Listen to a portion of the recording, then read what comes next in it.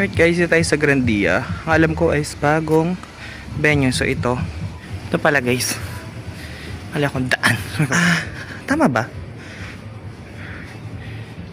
Tama ba? Baka mali ako.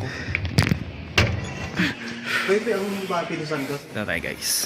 Yes. May pimples pa ako. Ay. Ha?